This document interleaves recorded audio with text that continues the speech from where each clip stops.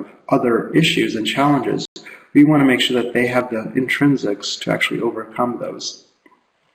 The third thing is that we believe it's critical to have short programs. So here we look at 4 to 12-week programs where we emphasize a combination of technical, behavioral, and mindset training. Now, this I'm going to touch on a little bit more, both about what the implication for the short programs are in terms of the financials, and also how we actually integrate the technical, behavioral, and mindset. The next one is social support and mentoring. I mentioned that a lot of our students struggle with different issues in their personal lives, and also they may be entering into professions where the retention rate is quite poor. We want to make sure that we're supporting them to actually succeed in the role and stay in their job. A community, so that also touches along the mentorship.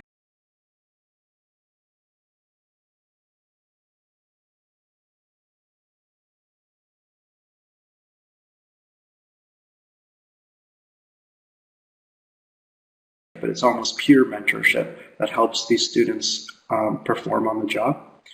And then finally, return on investment, which brings us back to the employer perspective. So we have clearly for our funders or our kind of multilaterals or nonprofit or foundation funders, there are different metrics that allow them to say, hey, this program is producing value. For students, it's quite clear. It's, do they get a job? Do they advance in their careers? For employers, a lot of it is, are they staying on their job? And are they performing in the role better or even, at least on par with those that they would traditionally hire? And is there a value proposition aligned to that? And to do all this, we really rely on data at the center.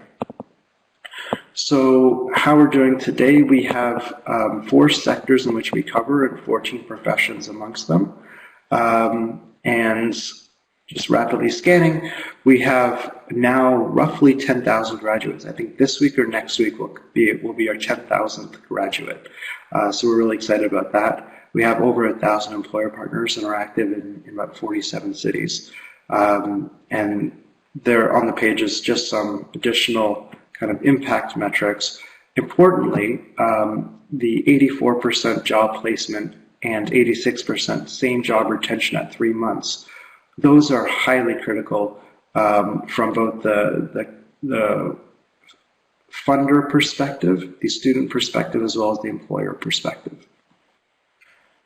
All right, so we want to make generation financially sustainable and self-sustainable. So, in phase 1, if you will, we really depended a lot on donor money. And right now we're in kind of a shared state where we are trying to balance donor money with employer contributions as well as student contributions and government. And we aspire to a world where 100% of our operating costs are self-financed amongst employers, students, and governments. So right now we're kind of in phase 2. And so how do we get from phase 1 to phase 2 and then ultimately from phase 2 to phase 3? So really 3 principles. We must have a cost-effective program. We must make sure that employers and or governments are contributing. And the third one is that our value, sorry, I think someone else is scrolling the page, so I'm just going to bring it back to page 11. Our value has to be demonstrated so that we can actually scale. And really, because generation is a methodology, the way we scale, frankly, is through others adopting and implementing generation. So we want to make sure that it's easy for them to do so.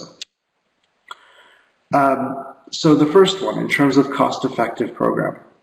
So we have a kind of internal guideline to make sure that our cost of the program is limited to 2 months of salary for the role. And so I mentioned skill mapping and being sure that the kind of program combines the intrinsics, the behavioral, the technical, etc.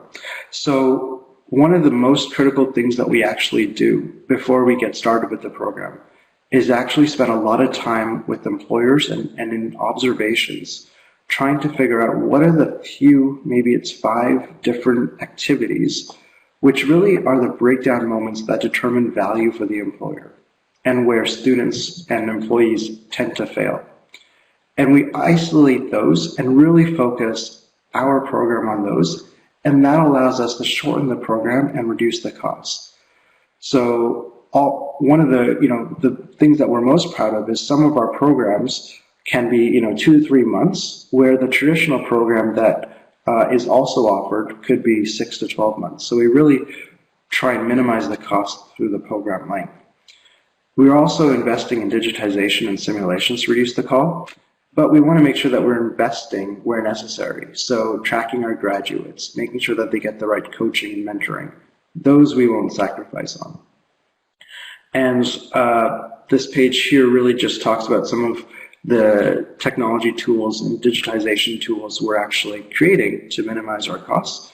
And one of the most important things that will be coming up soon is an employer platform to better communicate with our employers. Now that we have 1,000 employers, over 1,000 employers, it is getting hard to manually manage that, as you can probably imagine. And so we are investing in a tech platform that will allow us to seamlessly communicate with them. You can almost think of like an Amazon Dash type thing where an employer can say, hey, I need a hire or an employee. And within moments, if you will, it kind of reaches our platform and we're able to provide them with a highly skilled and trained person as soon as possible.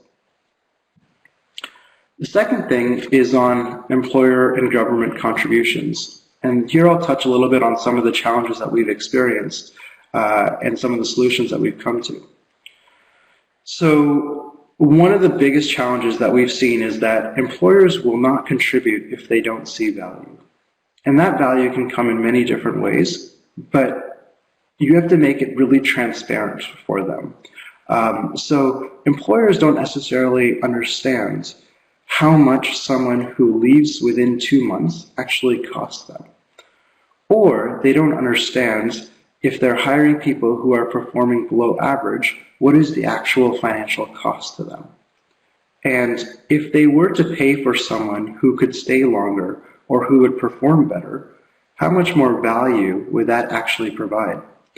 So we make sure that we make that very transparent to the employer so that they're able to see the kind of value trade-off that they're implicitly making today and why they should consider investing through generation into the training space. So there's really kind of a few things that go along with that. With our skill mapping, we also identify some of the real kind of drags on productivity and value. So what is the retention rate, or really the attrition rate, because that is often 60 to 100% plus in some of the jobs that we look at. What is the distribution of performance in the role, and how many of their employees are performing at average or below average?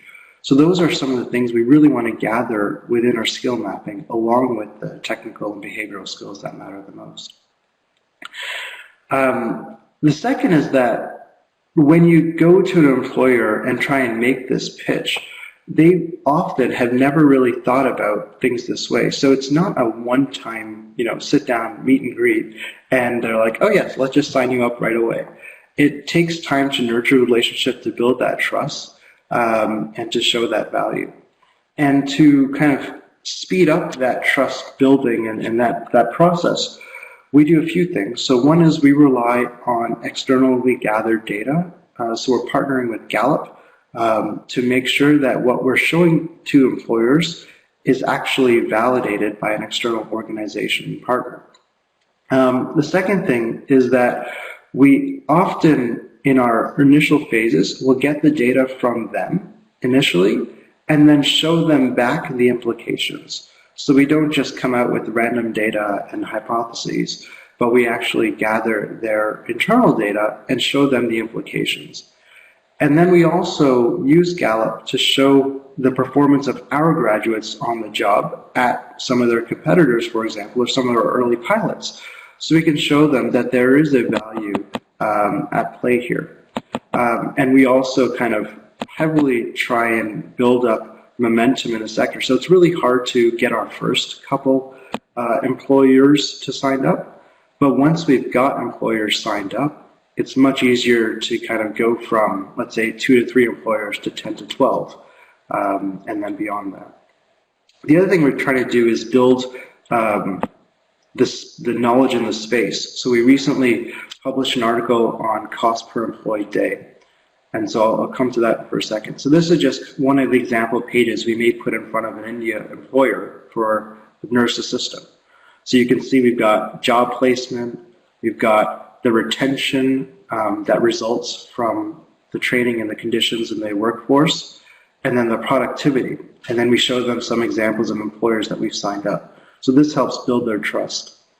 We also, for our funders, will show the types of incomes that our young people can move into and show them that, hey, this is 3x from their previous income in the US or 6x in India. And then this is the page that I mentioned with the cost per employee day. And we want to make it very transparent so that, frankly, a lot of the other delivery providers in the space and also funders will also adopt this thinking. And what it really is saying there is a cost, to providing the training. And we all, know that that's traditionally measured. So it's whatever, $100 to deliver this program, or $1,000 or $10,000 to deliver this program. But what is rarely tracked is that what is the value in terms of job placement and retention within a certain timeline that results from that. And so we want to make sure that that's very transparent. So we've published an article and are doing that ourselves. And then finally, the value of the methodology and supporting tools. As I mentioned, for us to scale in a self-sufficient way, we need to make sure that we aren't reinvesting the wheel and investing in assets, and especially capital assets like buildings and instructors that already exist in the field. We'd much rather have other providers or employers themselves, or even government TVETs, actually adopt our model. And so we're building the tools and resources and really working side by side with them to make sure that the capabilities are there so that they can implement generation. And a lot of the capabilities, I must say, are ones that are beyond what providers tend to do. So, for example, this reaching out to employers, doing this type of skill mapping, or approaching them for payment are not traditionally what we've seen providers do, and where they typically want our support the most. So that, in a nutshell, I think I've stuck to my 15 allotted minutes, is what generation is about, how we're trying to reach sustainability. And I see that there's a couple of questions. One is about the website, which someone shared, which is great. And the second, which is the sectors. And I'll just scroll back to that page. And so there's 4 sectors: healthcare, retail, sales. Hi, thanks, Ali. Maybe in the Q&A time period, we'll hear a little bit more about some of the fees and so forth, and your experiences with the employers and the youth, because I think that would be really interesting to hear more about. But maybe we'll take that in the Q&A period that Suzanne can help facilitate. So I'm going to hand it over to Rob Urquhart from the Harambe Youth Employment Accelerator. Rob is the Executive for Knowledge and Learning at the Accelerator, and Harambe is based in South Africa. Rob? Thanks, Nancy, and hi, everyone. So very interesting listening to Ali. I think a fair number of similarities in what he'd spoken about and what we do. But in a nutshell, if we talk about Harambe, what is Harambe? Our sort of elevator pitch is really that we exist to help young disadvantaged work seekers who are currently locked out of their formal economy and at risk of long-term sustained unemployment, and link them to vacant entry-level opportunities with the employers who are willing to look for entry-level talent beyond their sort of traditional recruiting pipelines. And then I think in a fairly similar way to Generation, we we work to assess, match, and place and bridge work readiness, competencies, and behaviors for those young people into those opportunities. To date, we've done and we placed around 35,000 young people into opportunities in South Africa, and we work with around 300 employers in the South African economy. We are exclusively South Africa based at this point in time. So just in terms of sort of Harambie's financing model, and again, it has some resonance with what Ali was talking about, is we certainly see ourselves as striving to have, we talk about having a triple impact. So an impact for the young person and helping young people into opportunities in themselves. An impact, an economic impact of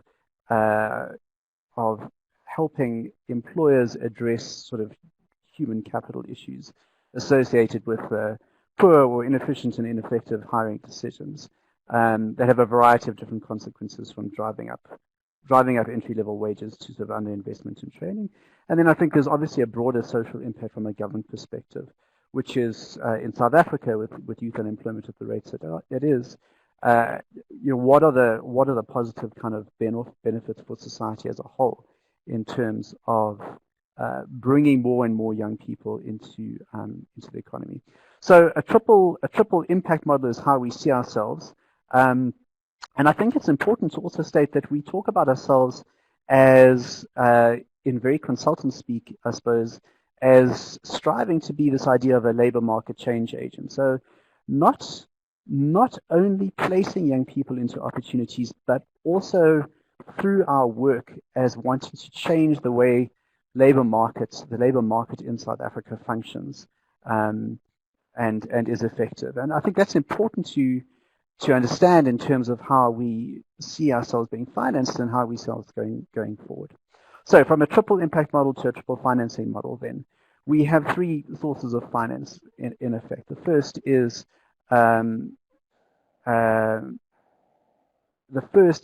a set of social investments, and we were fortunate in that we were incubated by a private investment company, a family-owned private investment company that really provided us with the sort of initial impetus to serve initially their four businesses. However, that in turn led to an opportunity to be able to source funding from government, which very fortuitously happened at a time when National Treasury here launched their Jobs Fund, which was a challenge fund, and we were able to secure really that idea of catalytic funding, which kind of got us looking towards 10,000 rather than 2,000 placements. And then very importantly, employer fees play a big part of our role. And there you can see the kind of breakdowns that we have at the moment. We're looking at about 50% funding from government, around 35% from social investors, and around 15% from employer fees. The question we always get asked is, well, surely employer fees could be higher, and I can come back to some of the challenges around that in a second. But there are a number of challenges in this model: the good, the bad, and the ugly, I suppose. On the government side, I think first and foremost to say, certainly in the South African economy, we see the role of government as a financier as absolutely critical. I think without it, we really don't have the ability to think and act in any meaningful way as a labor market change agent on the one hand. And number two, they really are instrumental as an agency for looking at and addressing youth unemployment at any kind of particular scale. So government is certainly a partner, and certainly they sit on a huge cache of funding that neither of the other two partners would be able to sort of come to the table with. So certainly government is absolutely fundamental, and I think some of the challenges around that are firstly, and perhaps unsurprisingly, is government is a slow-moving beast, and I suspect that's not unique to South Africa. I suspect that's common elsewhere around the world, but certainly quite rigid procedures and requirements, and often can be quite difficult and quite time-consuming, and over a period of time takes a period of time to unlock particular funding. Some of the challenges that we have with government, I think, are this and understandably so, a desire on government's behalf to really shoot the lights out at very large targets and invest in catalyzing change at the same time, and wanting to provide everyone with the same level of an employability benefit. So a good example is that we've worked recently with one of the cities here, the local municipalities. Their interest is in the entire kind of city region, all wards that make up that particular city, of which one ward in particular is about 3 taxi rides away from any job opportunities whatsoever. Now, in terms of our model and our screening, our kind of processes, we've understood through our own data that retention in a job has a direct correlation to how much you're spending on transport to kind of get to that job, and this particular area wouldn't be one that we would have traditionally looked at, yet because the city is in partnership with us, we really were forced to think quite innovatively about how we service Orange Farm in this case. Social investors certainly have been key to our makeup and our kind of DNA from a catalyzing perspective. I think on the upside is a real willingness and risk appetite to invest in the innovations. Perhaps on the downside, I think, is some of the challenges are often very disparate agendas and different sets of stakeholders, and perhaps little alignment between them around an agenda around youth unemployment and what is important. And then an interesting tell from one of the social investors in the last 2 weeks has been this observation of the sector as a whole as an appetite to invest in innovation, but less of an appetite to invest in scaling and scalability. And innovation is sexy, but investing in scaling perhaps less so. And then the employers. And employers, I think, in South Africa and certainly in the current economic climate, are interesting in themselves. I think the previous comment that there's got to be a real business case for employers to invest in a program, regardless of the fact that that has a social bent to it, is a very, very telling one. But in South Africa, I think we're constrained around what employers will be willing to pay, in part for 2 reasons, I think. In part, number one, because there's the prevalence of labor brokers in the South African market, who effect would really operate as a competitor with other employers in terms of the placements that they would make, lends them to kind of set a ceiling on what we would be able to recover from a cost perspective from our programs. And our programs, in terms of their duration and investment, are not dissimilar from generations. So there's a ceiling that is set for us by our competitors, as it were. And then employers themselves say that they're not prepared to, in effect, pay for state failure. So the work that we do in bridging and readying young people for opportunities is work that should have been done and should have been located within the South African schooling or the South African education system, and they feel that there's parts of the offering that we provide that certainly are justifiable from a cost perspective, but parts which they feel are a state responsibility and not something that should be not something that should be covered. So I think best to describe that as a juggling act between those kind of 3 actors. In looking ahead, and I mean, I'm raising the slide not to indicate that this is what we're thinking as the holy grail as the solution to our own sustainability. I think that as Harambee, we are certainly for the time being in the immediate term cognizant that all 3 of those actors, employers, social investors, and government, need to be part of our financing ecosystem. And this idea of being a labor market change agent, I think, really lends itself to playing in the space of bridging between these 3 different stakeholders as best we can. But what we are thinking about in a sort of pilot kind of a way is to take this idea of a social impact bond and say that there are a subset of skills out there in the market that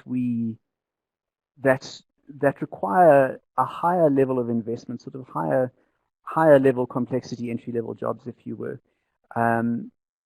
And to test this idea of a social impact bond, whether we understand that there are skills that are valuable for catalyzing the South African economy and sectors within the South African economy, and therefore interest from the private sector would be quite high in that.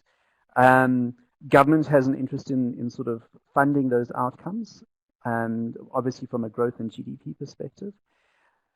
So whether or not we could not use government and social investor funding to pay for as outcomes funders, and then approach the private sector and investment houses and foundations as investors into programs, operators, to provide bridging interventions, training interventions, to put young people into those opportunities with employers, and have the outcomes funders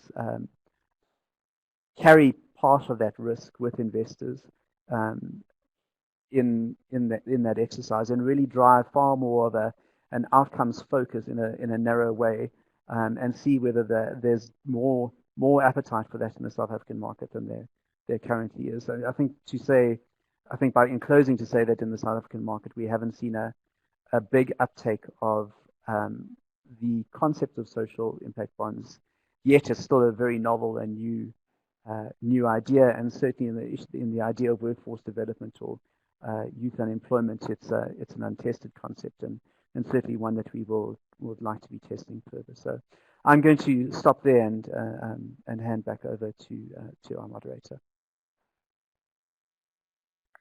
Thank you so much. I think this is just such a reminder of how the strategies are going to vary with the context. And I'm not sure if I need to see video from me, but I can see the video real quick before as I transition.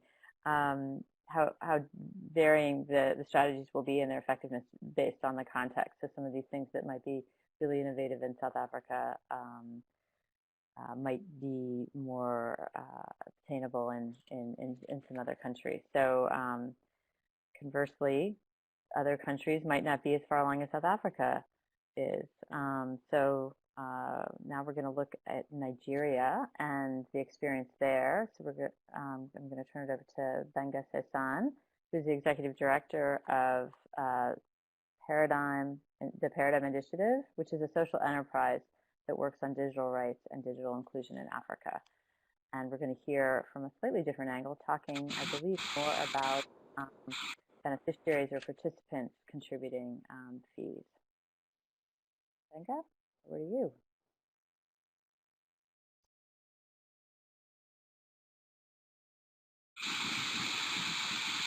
Hi. Benga, we are just uploading your presentation now, so if you can start your webcam so we can see you, and the presentation should be up in just a second. Yes, so my webcam is on, and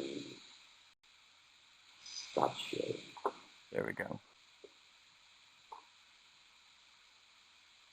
Okay, I don't know if you can see me now. Yes, we can. Thank you. Okay, thank you, everyone. So very quickly, I want to share a bit of a background of what we do, and maybe I start with why we do what we do. So the need, obviously, the need is obvious in terms of the numbers for Nigeria. Unemployment, youth unemployment, particularly at 6%, and that's even for people who've had a chance to go through tertiary institutions. And so when you now look at the population that we work with, which are underserved people groups who averagely have been able to complete, secondary school or high school, that further reduces their chances. So our primary focus is to, work with underserved youth within the ages of 12 and 28, and we use the word underserved, deliberately, even though at the end of the day we have arguments from various people saying that everyone is underserved. but we use that to name people who would not be able to afford the kind of training that we offer if they were not exposed to the opportunity of the model that allows them to pay later.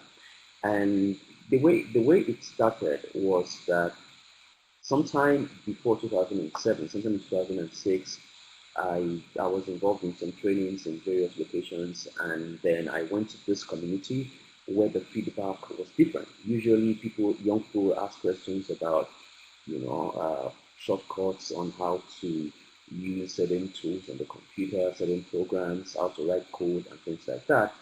But in this community called Ajogule in Lagos, the response was mostly, how do I make money from this so that my younger sister can also go to school? And that I thought was very interesting. So when I was going to start the first project in 2007, it was only natural for us to start a baseline study in this particular community, and then we selected a group of people and decided to train them. The question then was, okay, so we're going to train these guys, right? But how do we pay for the training? I'm one of those who don't believe in the theory of the poor can pay.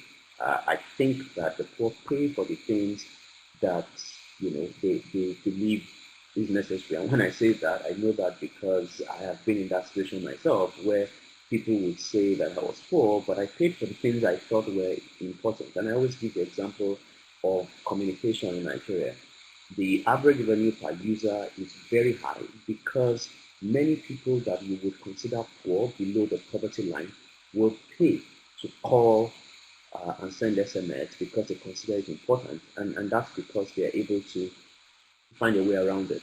And so what I decided to do was, well, so the cost of this training is going to be X, 1,000 naira, and what this group of young people can't do is to pay the money now. And so what if we had a scenario where they could pay back later, and that would be like they were taking a loan and we're paying it back. And that mostly came from my own personal experience in paying back loans. And what we decided to do then was to say, so it's a two-way thing. We will guarantee that the outcome of this training will help you improve your life and be able to earn income. And then in turn, you will guarantee that once you begin to earn income, you will pay 10% of your income back over a period of 6 months to 1 year. Initially, we said 1 year, and then it was reviewed to 6 months because there were people who earned a lot more money than we thought was going to be the average earning, and then we had a conversation around that.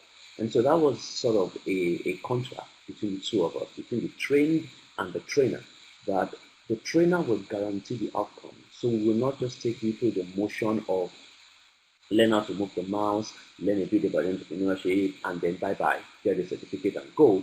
But we will guarantee that the quality of training we will.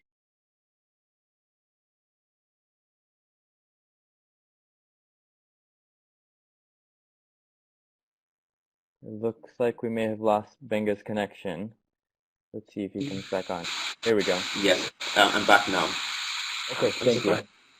Okay, so the idea was to say that even for us, we will only be able to guarantee the sustainability of the program if the quality of the training can assure that those young people will earn some revenue. And so that was very useful, not only in terms of sustaining the program, but also in terms of making sure that there is no barrier for the young people who we were going to train. And an example, one of them is Esther, who, when she signed up for the program, clearly her parents couldn't afford to pay for what would have been the rate of the training at the time. And what we decided to do was, okay, so come on to the program. When you start earning an income, you will pay 10% back. Esther joined the program. She learned how to use the computer. She learned how to do a few things, especially how to work with spreadsheets. And that, at the end of the training, she was able to get an internship. From the internship, she was able to start paying back 10% to the program for a period of time. And because she also needed to pay back, one of the things that we didn't intend to do, but has happened now, is that when they know they have to pay back, many of them try to work harder to earn more income. It means they go beyond what we teach them to add value to themselves. And that's what happened with Esther and many others. From someone who didn't know how to use computers, whose parents have literally told her, you know what, I've tried my best, you've earned your way up to secondary school, you've completed your education, now it's time to pay for your younger ones to go to school. From that, she was able to go through different programs. Eventually, she was able to get a scholarship to go for another advanced training program in Accra at the Northwest Institute. And as I speak to you now, she's running her own business with two other ladies. And fortunately, they created something that was unique. They created a mobile app called Tress that allows women to share information about hair products and hairstyles and things like that. And they've been able to get global investment in their funding. And so my theory at the time, which is what we're seeing now, is that there are many of Esther's, Ninka's, Famouses, and other stories that we would not have today if that barrier to entry was there in terms of payment. They can't pay now, but guess what? They can pay later. And as far as the model is concerned, the income is growing. It's still a very tiny fraction of our program expenses, and one of the reasons for that is very simple. If you're paying back 10% of little income that you earn, which is what happened for many of them at the very beginning. In fact, at the time when we get 10% back from them, many of them are earning very tiny income. So a fraction of tiny income is much more tiny income for us. And but the good thing is that this also removes the burden of owing. So some of their parents at the time were people who had decided if going to what they thought was a computer school meant that they would go and borrow money, and then be able to pay back later, they were willing to do that. But there was, we removed that burden because we bore the cost, and then the kids were able to pay back once they got to earn income.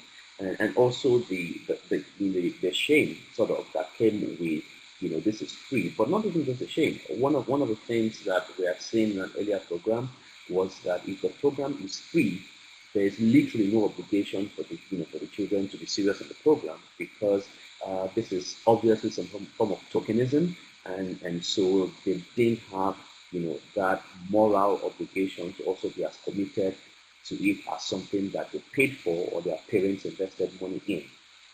And we're glad that the graduates now feel a sense of being part of our sustainability. The program has run for 9.5 years now, and from the first set, that had people like Funke and Co, they've been able to contribute back to the program from earned income. And what they know when they check audited accounts every year is that they can see what percentage of their income comes from their own program, and that obviously gives them an opportunity to know that they contributed to the program. And like I mentioned, there the number of these young men and women who would not have had the chance if we didn't talk about the credit payment model. Kalu, for example, she just lost the job. But unfortunately, one of the things that she couldn't do was get a drawing to other people to see. She had to learn how to do that online, which she learned from our program. And when she was asking questions about where to get that kind of training, she spent about a year and a half trying to look for money to get that kind of training. But today, not only does she earn income from that, she's also able to come back to the program to train others. There's Nelson, who's pretty good with his hands with making bags. Cynthia, who is now able to share pictures of the donuts, and I can assure you the donuts are very good. Biscuits that she bakes. There's Chisom, who is a musician, who's been able to invest in his own equipment, and just recently got a scholarship to join the musical Society of Nigeria, and others like Bethel, like Christopher, and Osakwe, and Chibueze, and Joy, who all have been able to do the things they do now because there was no burden of having to spend the little money they had or owe, and that would have meant they wouldn't be able to invest either in trying to get a laptop, which many of them were able to do when they finished the program and were able to get the training. So in terms of how the model has helped, we started, so like I mentioned earlier, we started the program from Ajegunle in Lagos in the south of Nigeria, and now we've been able to replicate that to 2 other locations using the same model. One is in the southeast and the other is in the northwest of Nigeria. And because we were able to prove the model in the first center, we've been able to replicate the same in 2 other locations and are now going into schools and libraries and public cafes because that would help us reduce the cost in terms of infrastructure. And also, we revised the curriculum to include 60 hours of web development and digital media so that the quality of the training that the students get increases. Because like I said earlier, when we improve the quality of the training, we're able to improve the income of the students. When we improve the income of the students, we're able to improve the income that we get from them. And of course, in turn, we're able to improve the sustainability of the program. So I think that, in summary, this is mostly about removing the barriers to unlock bigger impact. There's the barrier of being able to pay. There's the problem of not, being able to provide a free program, not just because free is dangerous in terms of sustainability, but free it also has, its own limitations in terms of perception from the students and, from other things that need to be done. So I'll stop this here for now, and if there are questions specific, to the model or to some of the lessons that we've learned, I'm glad to share that after now.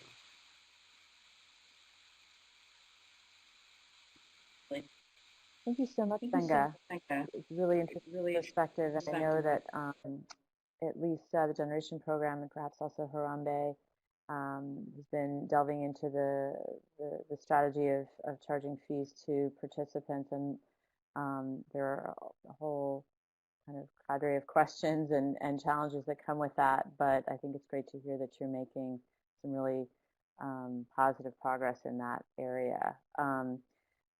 So I'm going to hold off. I have lots of questions myself, and I'm going to hold that off and hand it over to my colleague at USAID, Suzanne Lee.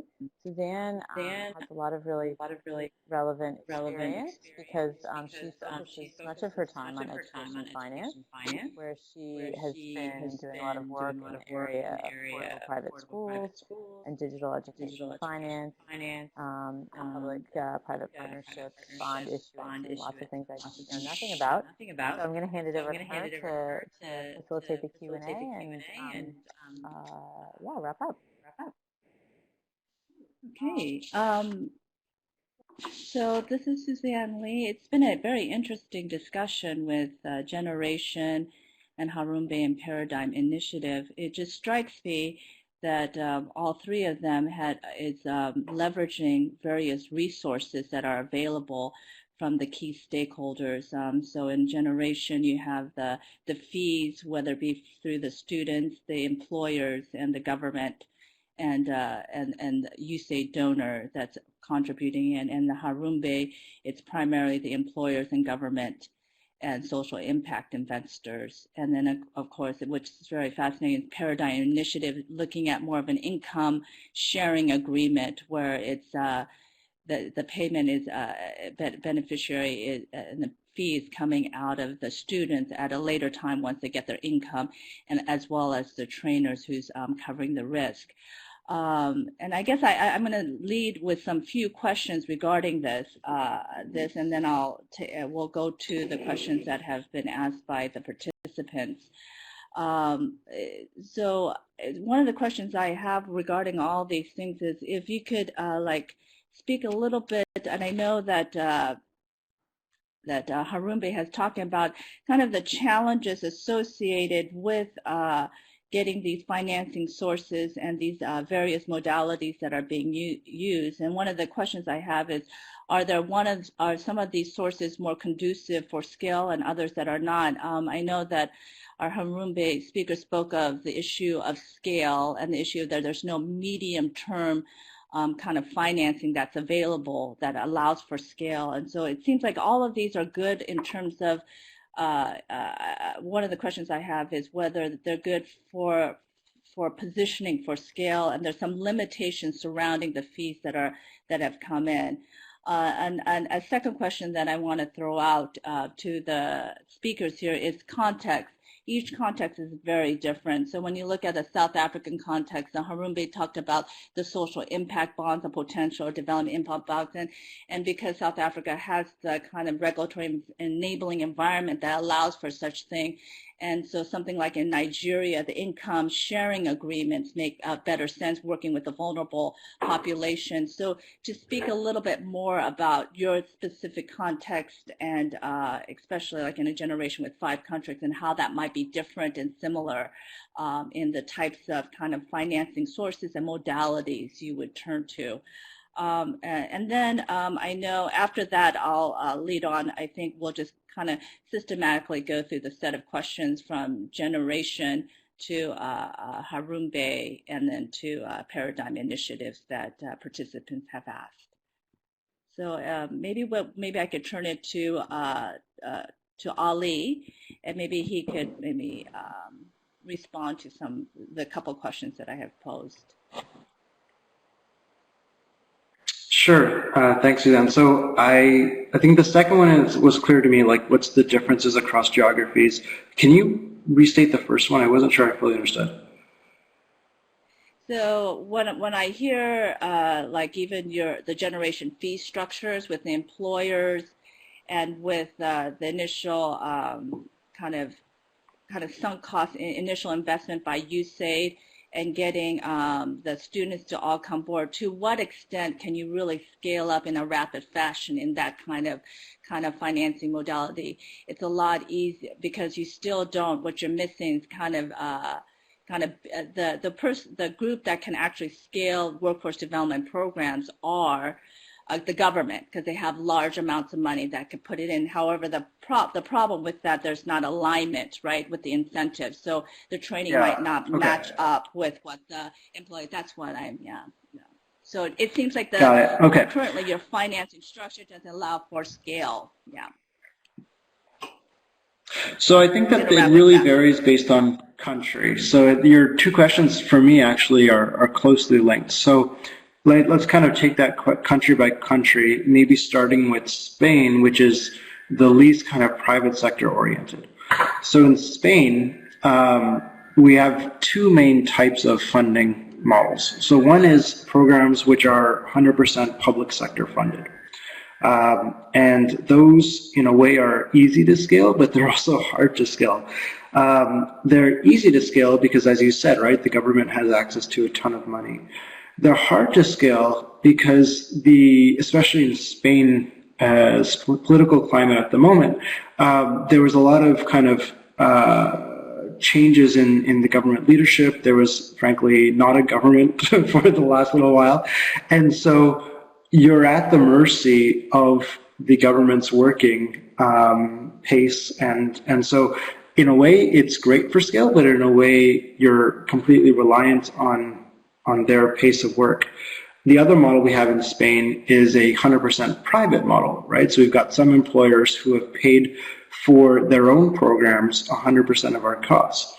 And those ones, the employer is moving much faster with, but at the same time, they may have less demand. So there's kind of a constraint on that side. So that's one end of the spectrum with the Spain type example. Another example would be India. And so India, there are, the way that we've seen like scale really build in India is 2 ways. One is from donor money. And so what we do there is so the government in India has a huge public sector program. And so we're able to link in to get some of the funds from that, and we complement that with donor money. The problem is that donor money is constrained, so we can scale for a while, but then we cannot go beyond that. So we need to supplement that public sector money instead of with donor money, but with private money. And the private money is coming slowly, but you have to be on the ground working to sign up employers, frankly, one at a time, to actually get there, because what we found is that often the money that the public sector may have available will frankly only be, let's say, 50 to 70% of the total funds that we need to run the program. And so we need to raise additional funds, and so there's limitation from that perspective. A third country would be in Kenya. And in Kenya, it was actually quite interesting, and the third speaker raised the issue of kind of students contributing. What was really interesting for Kenya, what we found was that students, it was the complete opposite. Students would often sign up for programs because they were given stipends to do so. And so they'd go from one program to another, some of them. And so we actually came in and we said, okay, we're not going to offer any stipends in Kenya. And so we relied 100% initially on donor funding. That's great, but donor funding has its limits, as I mentioned. And so now we face a difficult task of going from 100% donor money to increasing the private sector contribution. And we've also started with, relatively small, I would say under 10% payments from students. So that is actually one of the ways we kind of are able to, hopefully reach financial sustainability. So for me, when you talk about the link between the funding sources and the scaling and the country context, they all kind of, there's a lot of differences based on the country context, which allows you to think about scaling and funding in different ways.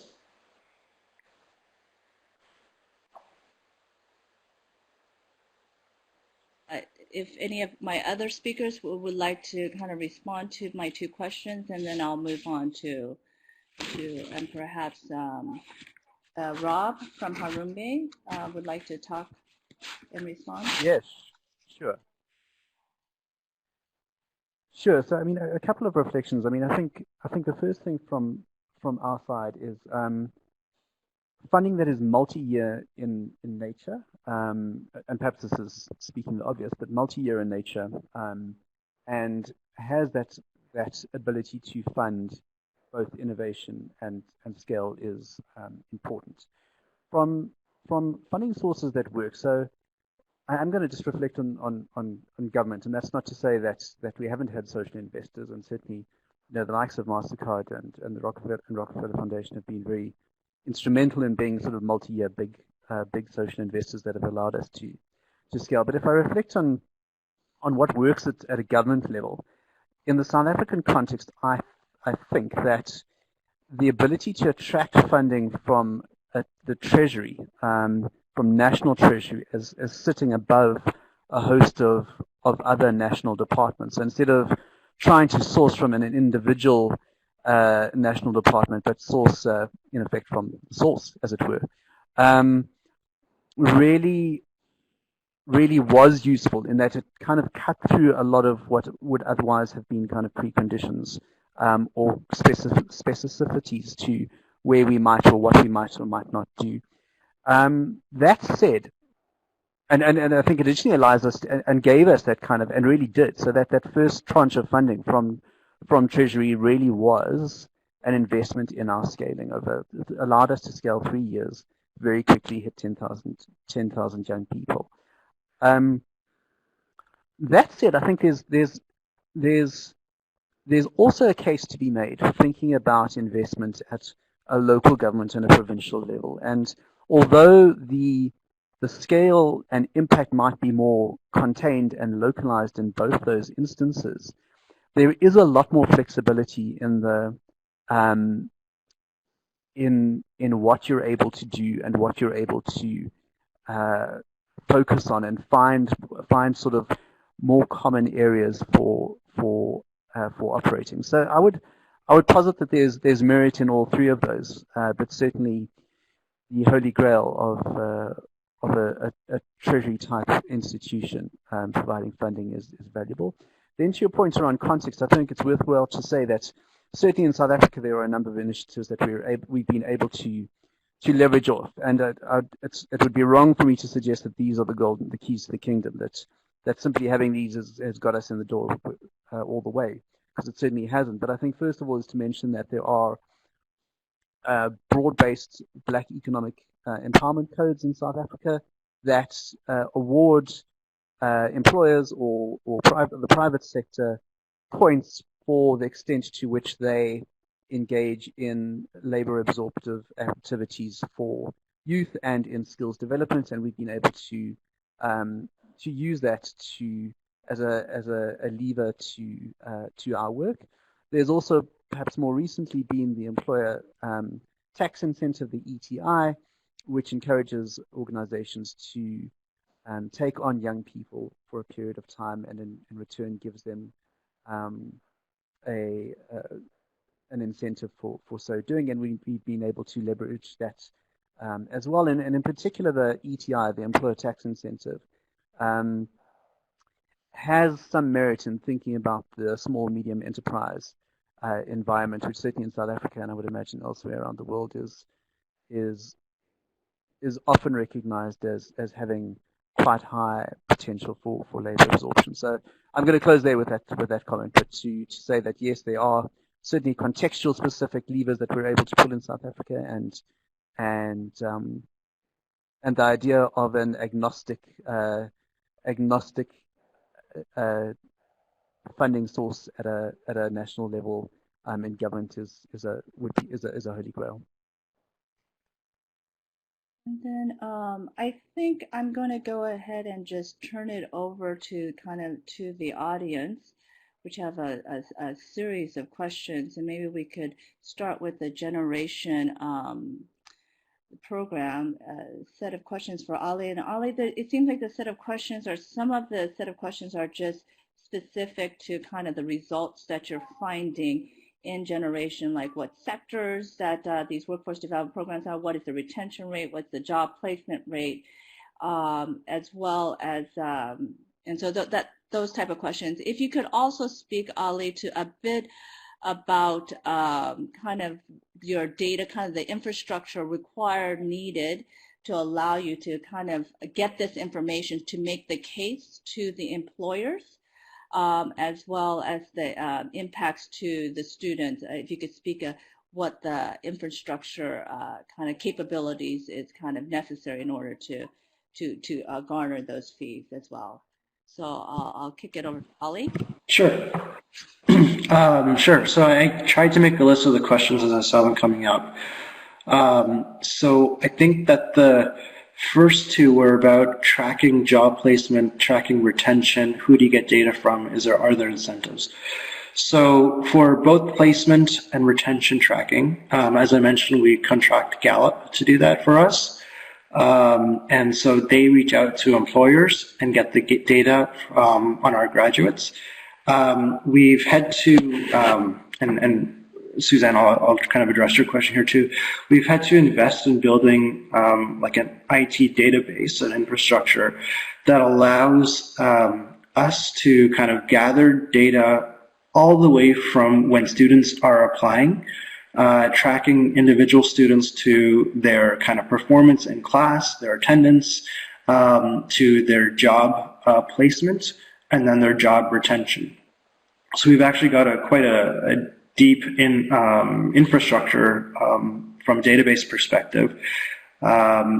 It's not perfect. It took us a while to develop, but we're continuing to improve it.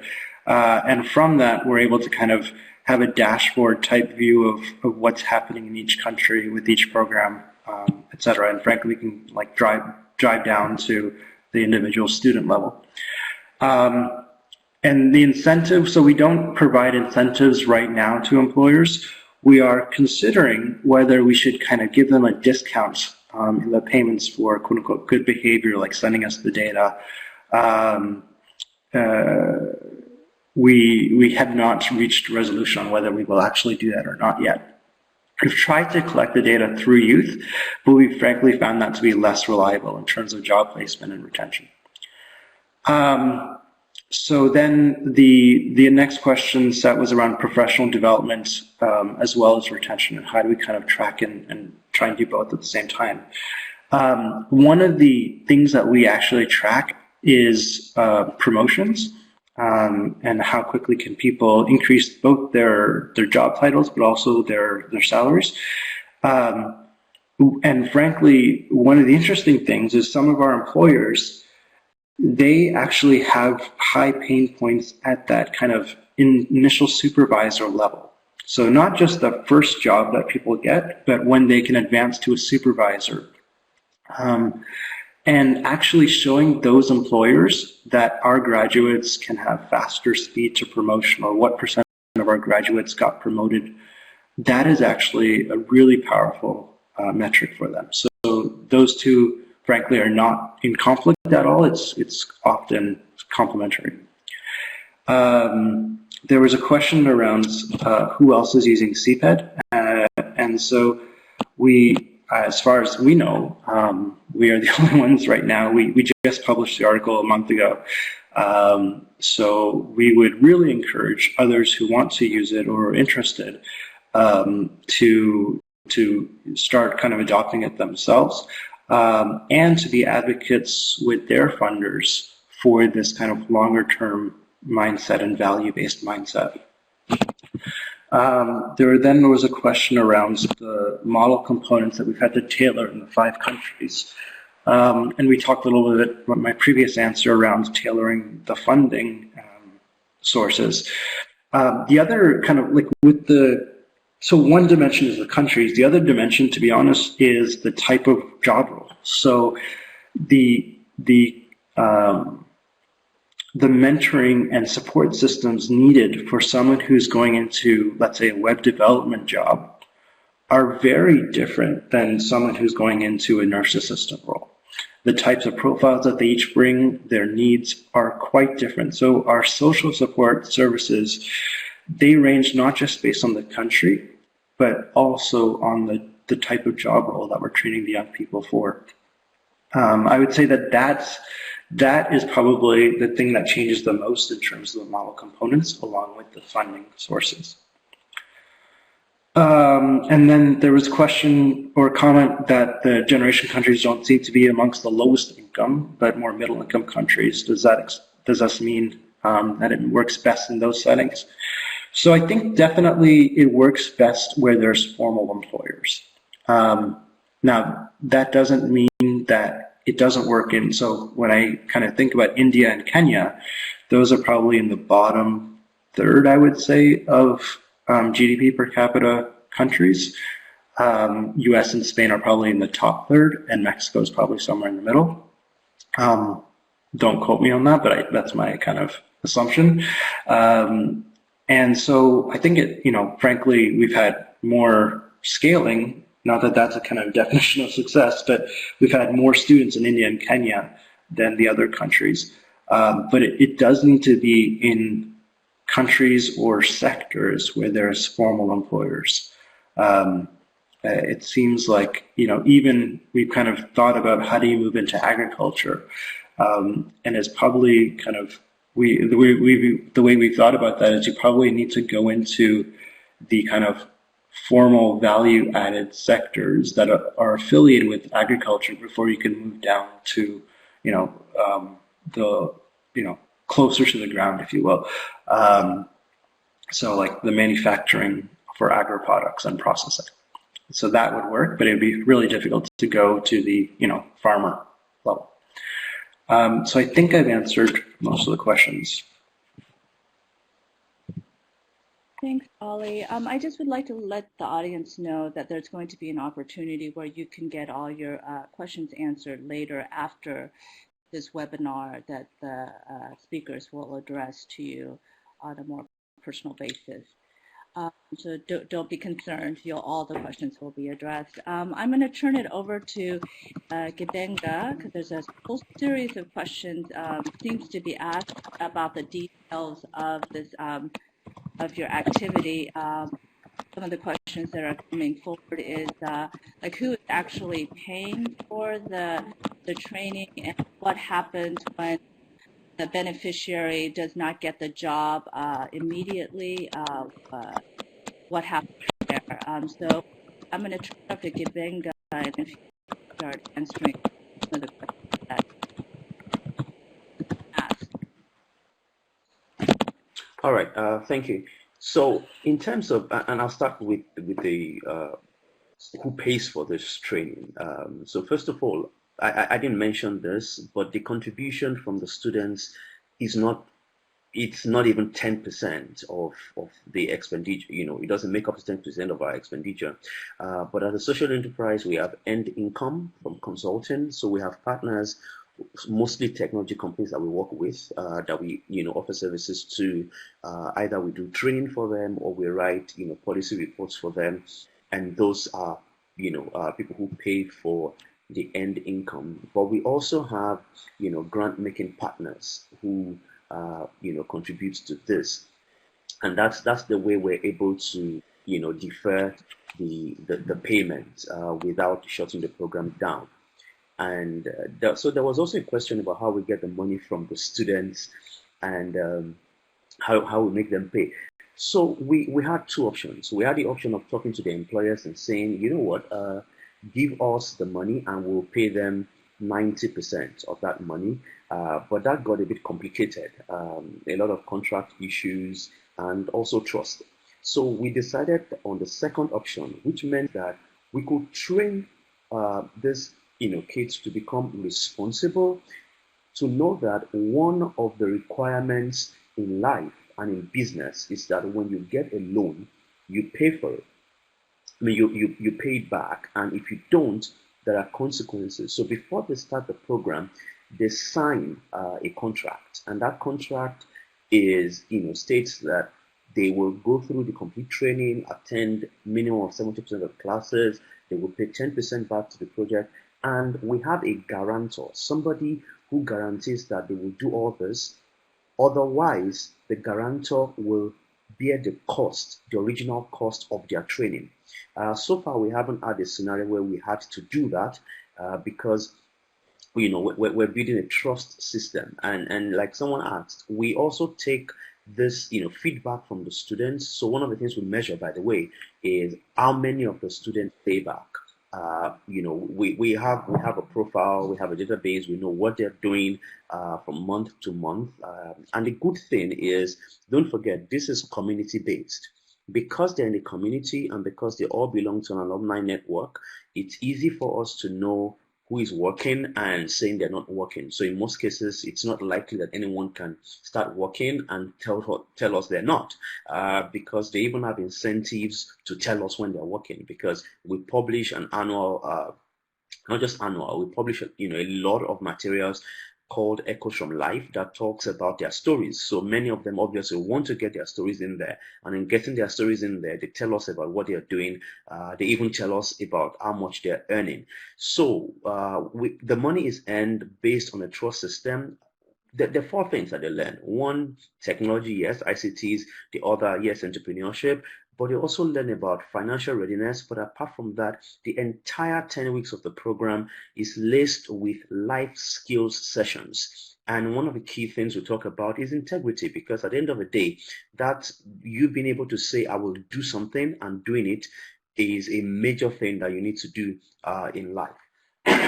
Excuse me.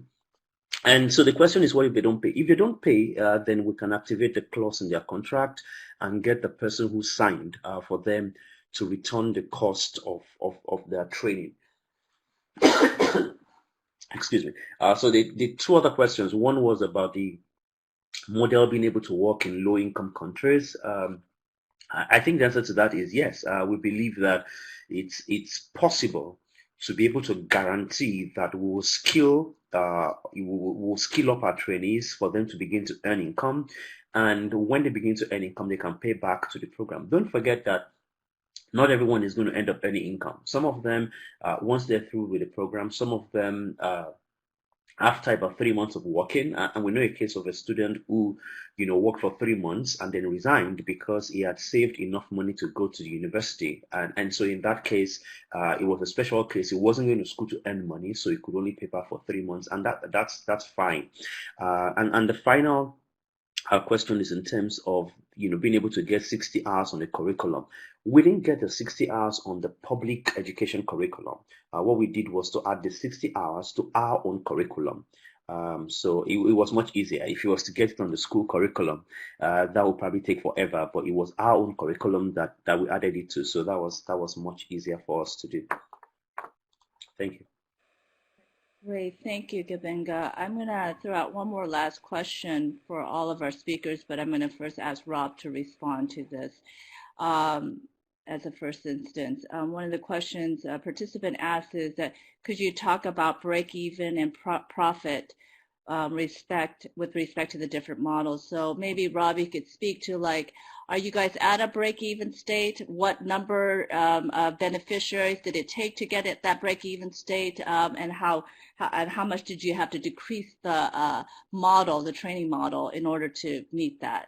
So I'm going to kick it over to Rob, and then perhaps Ali then can answer, and then Gabenga afterwards. It's quite a difficult question to answer, because we ran a number of different interventions at the same time. Hi, Rob. It's a bit difficult to hear you. Would you mind speaking into your microphone? Sure. It's a bit of a difficult question to answer, as we run about 10 different types of interventions at the same time. I would, on the balance of things, yes, we are at a break even. If you take the higher we go into the more complex roles that we start to bridge for. So to give you an example, if we were trying to bridge for an Uber driver, the investment required to get a young person ready to take up an opportunity in Uber is very high, and wouldn't be a break-even opportunity. However, if you look at some of our, certainly in our retail hospitality space, into our call center jobs, yes, certainly we are at a break-even point at that, in terms of the numbers that we are doing. I would, from what is the mark as to when we hit a break-even point, I'd certainly think by the time we sort of hit 10,000, we had an idea of what a per unit cost was and what the kind of the funding was required to do those types of numbers. Let me pause there and see if there's any further clarification required. Thank you, Rob. Maybe I could ask Ali to speak a bit about generation. So when it comes to, kind of our, we think of it as like, are we reaching our operating costs, right? And so are we covering those, which I think I'm going to interpret as your break even. And so we're not there yet overall. We're hoping to be there in roughly 2 years. But I would actually echo some of Rob's comments. It really depends on some of the sectors and roles. For some roles, in some employers, we can actually get 100% payment, but those are the minority. The majority is that we get a share of payment, let's say a third or so, a third to a half. And we're trying to build that to eventually be, along with the government and student payments, 100% of our operating costs. Great. I'm going to let Gabenga answer this question.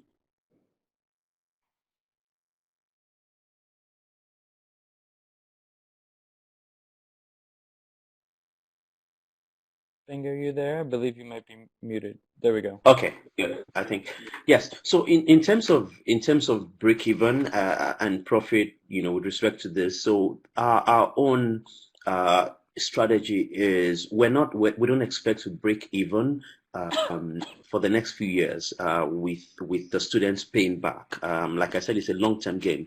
But what we then do is two things. One is we use our own skills as team members to earn additional income for the programs.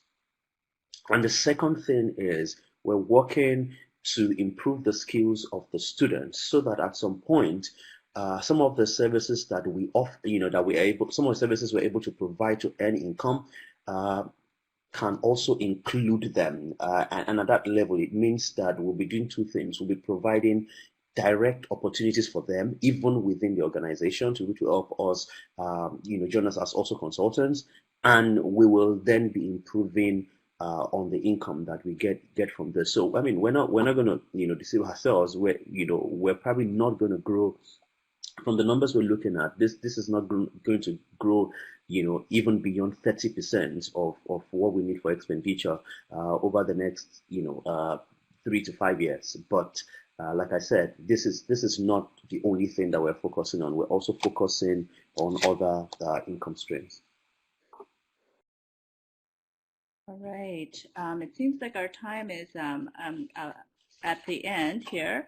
And so I'm going to it's been a very interesting conversation just to talk about the various financing sources and aligning the incentives so that there would be more alignment, especially like on the income sharing agreements, where the trainers and the employers would have to better align, as well as the students themselves, so they have more incentive to work harder and so that they have to find a job and get paid back the I guess no interest loan, so to speak.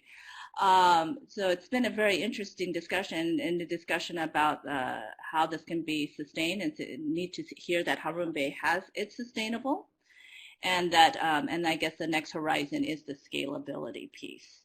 And so I'm going to turn it over to Nancy, and she'll close out this session.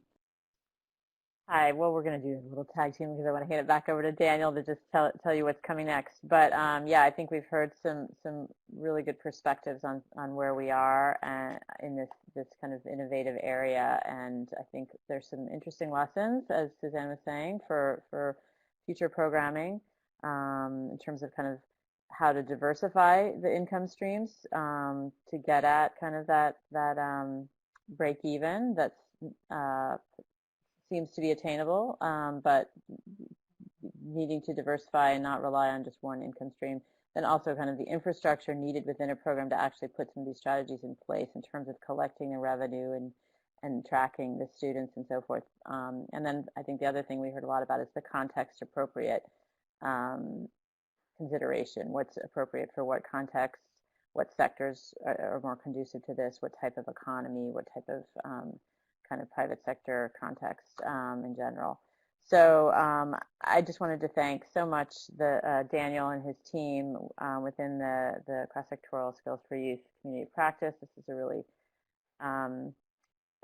it's a theme that hasn't been getting a lot of traction, so I'm really glad that they pulled this out to focus on. So Daniel, what's coming up next? Thanks, Nancy, and I wanted to echo our thanks to you and to Suzanne for being able to facilitate, as well as to all of our presenters. I think this has been a really successful webinar, our highest attended yet, and I think that's a tribute to both our facilitators as well as our presenters. I think in terms of what's coming next, we have our emails here on our slide deck. We are the champions of this cross-sectoral Skills for Youth COP, so if you have any questions or if you'd like to be added to our listserv to make sure that you're in the loop for future activities, please let us know. We also have in our chat box a few links that you can use to either sign up for any of the communities of practice through YouthPower, as well as a link for the Positive Youth Development Measurement Toolkit, which may be a useful tool to a lot of you who've joined today as well. So please feel free to join our COP as well as the others. We will be sharing all the presentations from this webinar later this week. As Suzanne mentioned earlier, we'll also be looking through our questions to make sure that any unanswered ones go to our panelists and they can respond to those, and we'll be sharing their responses via the COP listserv. And finally, we'll share a couple additional resources, including a video from Harambe, an article recently penned by Ali for the Harvard Business Review, and an academic article we also found that focuses on some financing mechanisms for vocational training programs as well. So those are all going to be shared later this week. So thank you everyone for joining. We hope you've enjoyed it and learned a little bit. I definitely did. And we look forward to hosting our next webinar and other activities in the future. Thanks very much.